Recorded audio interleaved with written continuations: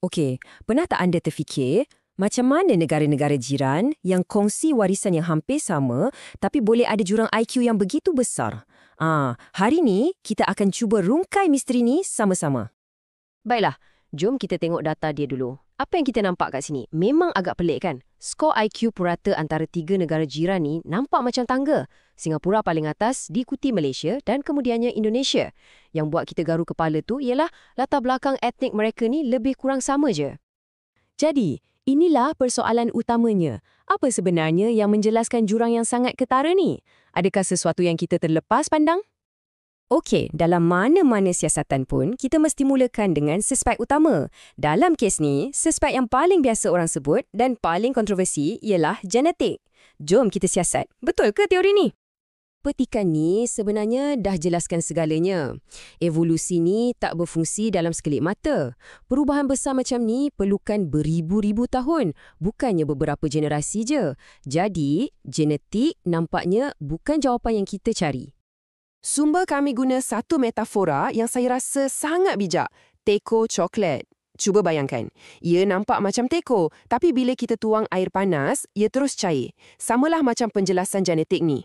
Nampak macam logik, tapi bila diuji, ia tak kukuh langsung. Jadi, dah tiba masanya untuk kita cari petunjuk yang sebenar. Mana-mana detektif yang bagus pun tahu, kita kena cari petunjuk yang tersembunyi. Dalam dunia statistik, benda ni dipanggil confounding variables.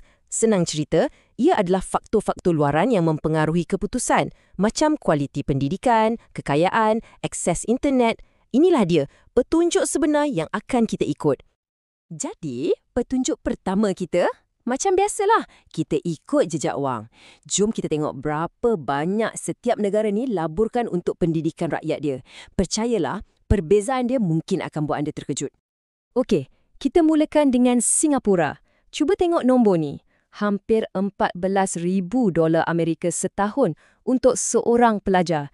Ini bukan sekadar perbelanjaan biasa tau. Ini pelaburan yang sangat-sangat besar dalam modal insan. Ingat nombor ni. Sekarang kita ke Indonesia pula. Perbelanjaan dia sekitar $1,100.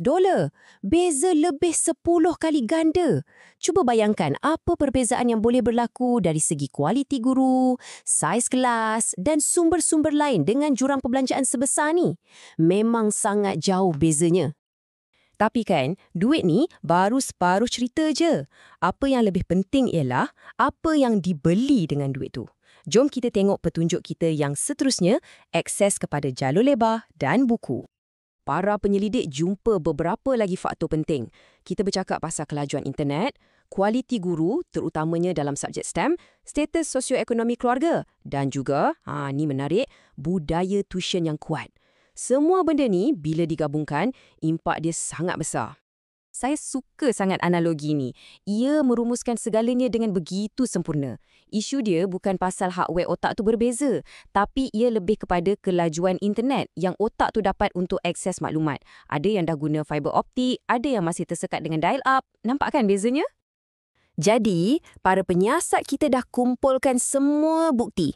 Duit, jalur lebar, kualiti guru, kelas tuition.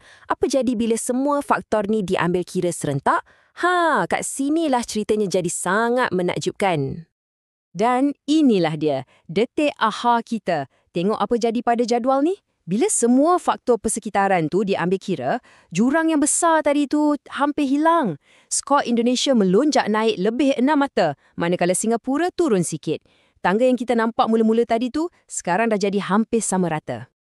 Inilah penemuan utamanya. Sebahagian besar perbezaan yang kita nampak pada mulanya, ia bukan soal kebolehan semula jadi. Sebaliknya, ia adalah soal peluang. 82% daripada misteri ini sebenarnya dijelaskan oleh sumber dan persekitaran. Kes selesai. Okey, jadi kita dah selesaikan kes ni. Tapi, apa maknanya semua ni? Kenapa benda ni penting untuk kita faham?